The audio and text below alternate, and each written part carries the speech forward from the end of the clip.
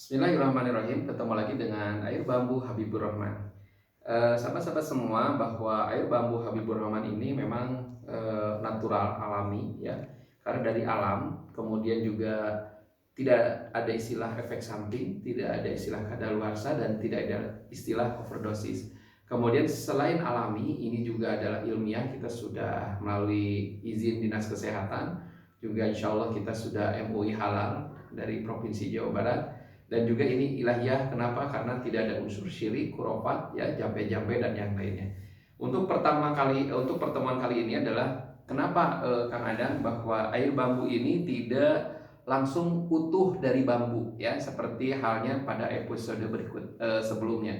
Wah, dulu kita tahun 2000-an, 2003, 2004 sampai 2008 kita dibawa dengan bambunya. Biasanya kita mengikuti event-event pameran-pameran kesehatan, pameran-pameran tanaman, ataupun acara-acara yang melibatkan pameran banyak orang. Yang jelas bahwa ternyata si bambu itu, ya, dia cepat menyusut. Dalam jarak seminggu airnya dia hampir bisa menghilang. Bahkan 2 minggu airnya bisa menghilang sama sekali. Makanya ketika saat itu kita berpikir bahwa air bambu itu dikemas, dan inilah kemasan. Tadinya 600 mili, akhirnya berkurang, kita jadi 120 mili, ya. Kenapa dibotolin? Karena di bambu langsung dia cepat menyusut. Kalau disimpan di botol, ya, ini tidak akan menyusut. Kenapa bisa menghilang? Itulah kita tidak tahu, ya. Setelah kita ngobrol dengan para ahli, ternyata bahwa bambu, ya, ketika dipotong dari akarnya, dia otomatis tidak lagi makan minum melalui akar, gitu ya. Sehingga ketika dia lepas dari dipotong dari pohonnya, dia tidak bisa menerima makanan apapun. Sehingga lama-lama si bambu itu mengering dan dia akan menyerap, menghilang begitu saja. Tapi ketika dia hidup di pohonnya langsung, tidak ditebang, dia tetap bertahan, tidak menyusut. Kenapa? Dia selama itu dia hidup, dia makan minumnya dari akar dan bambunya tidak mengering, ya.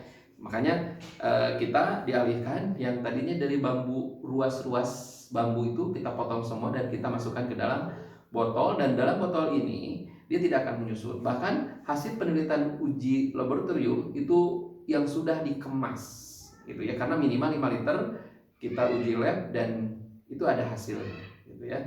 Jadi di dalam botol ini kita ada tulis juga ada kadaluarsa karena kita sudah masuk ke Dinas Kesehatan. Tapi yang jelas sebenarnya air bambu itu mirip dengan Zam-Zam di Makkah Al-Mukarramah, di mana ini tidak ada kadaluarsa selama tertutup, sehingga bakteri tidak bisa masuk, ya.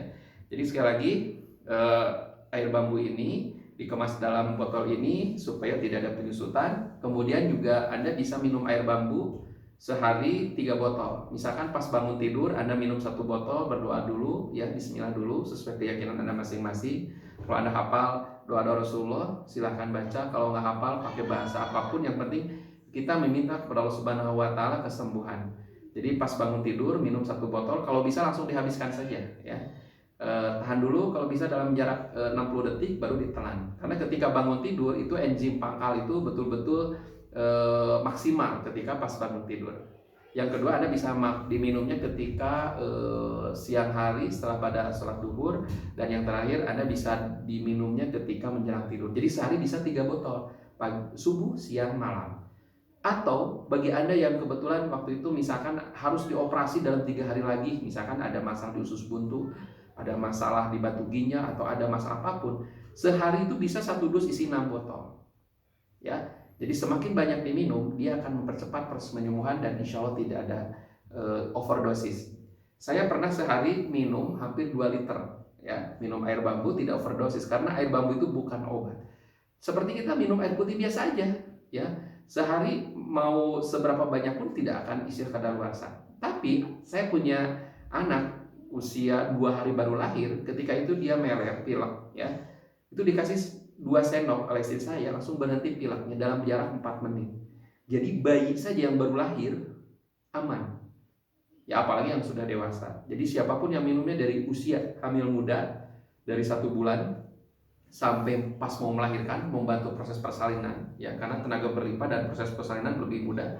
Bayi yang baru lahir termasuk usia yang paling tua. Kemarin ada Pak Haji Fadli 93, dia punya masalah di jantung, sesek, nggak mau makan, tapi subhanallah nyoba satu dus ini isi 6 botol, ternyata subhanallah hari itu juga dia mau makan, jadi rampus dan seseknya hilang. Ketika diperiksa yang harusnya dioperasi, normal kembali, nggak jadi dioperasi.